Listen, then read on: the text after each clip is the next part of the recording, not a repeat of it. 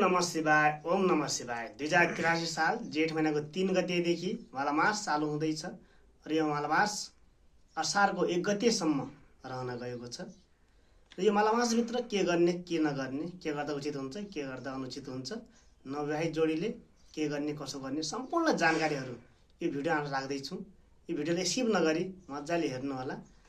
र सुरुमा हामीले गर्न नहुने कार्यहरू म हजुरलाई बताउँछु। यो मलमासको समयमा हामीले के गर्नु पर्दैन त है।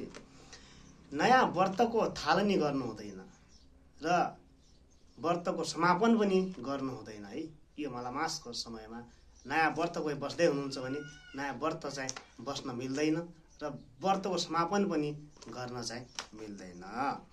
कहिले पनि नगएको तीर्थ मन्दिरमा जानु हुँदैन र यदि तपाईहरु दैनिक कुनै तीर्थमा गइरहनु भएको छ, मन्दिरमा जानुहुन्छ भने त्यो मन्दिरमा जान पाइन्छ, त्यो तीर्थमा जान पाइन्छ, तर कहिले पनि नगएको मन्दिरमा कहिले पनि नगएको तीर्थमा जानु हुँदैन। लामो तीर्थ यात्रा पनि गर्न मिल्दैन। नयाँ लुगा गहना किनेर धारण गर्नु अनुचित मानिन्छ। यसलाई यो पनि चाहिँ गर्न मिल्दैन र पारिवारिक योजना पनि गर्न बन्धित गरिएको छ। यसमा यदि तपाईहरु बेबी प्लानिङ गर्ने विचारमा हुनुहुन्छ भने यो समयमा चाहिँ बेबी प्लानिङ पनि गर्न मिल्दैन। मन्दिरमा मूर्ति स्थापना गरेर प्रतिष्ठा पनि गर्न चाहिँ अनुचित मानिएको छ। यो पनि गर्न मिल्दैन। व्रतबन्ध चुनाकर्म चाहिँ यो पनि गर्न मिल्दैन। त्यसै गरेर विवाह कन्यादान पनि गर्न मिल्दैन यो समयमा। त्यसै गरेर राज्य अभिषेक पनि गर्न मिल्दैन है।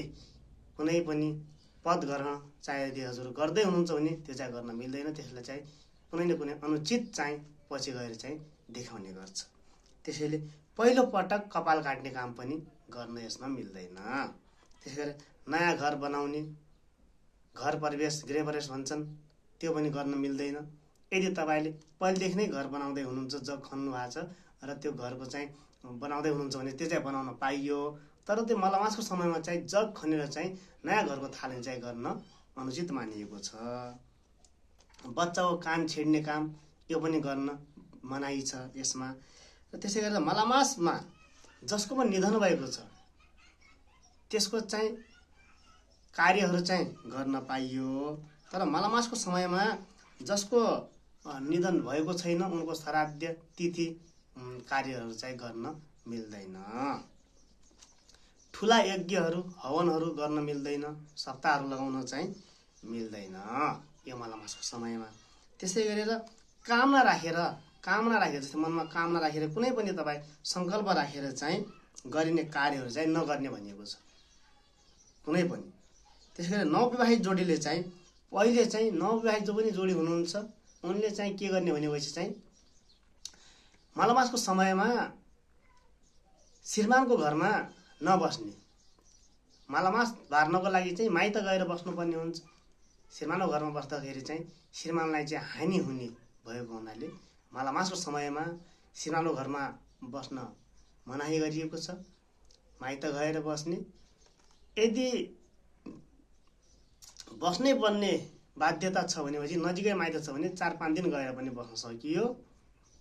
विदेशमा हुनुहुन्छ, सँगै हुनुहुन्छ, माइती छैन, काम गर्दै हुनुहुन्छ भनेपछि चाहिँ यसमा चाहिँ यो खास किन भनिएको भनेपछि चाहिँ यो बेलामा चाहिँ श्रीमान श्रीमती नवविवाहित हुनुहुन्छ, नयाँ जोडी छ, वैशाखको महिनामा बिहे गर्नु भएको छ, लास्टतिर अब जेठको महिनामा मलमास लागिसकेको छ। यसमा के हुन्छ भनेपछि चाहिँ अब नवविवाहित जोडीले चाहिँ यौन सम्पर्क गर्दाखेरि गर्भधारण भयो, बच्चा रहन गयो भने चाहिँ यो बच्चा जन्मेको बच्चा चाहिँ राम्रो फल हुँदैन, राम्रो जन्मिँदैन।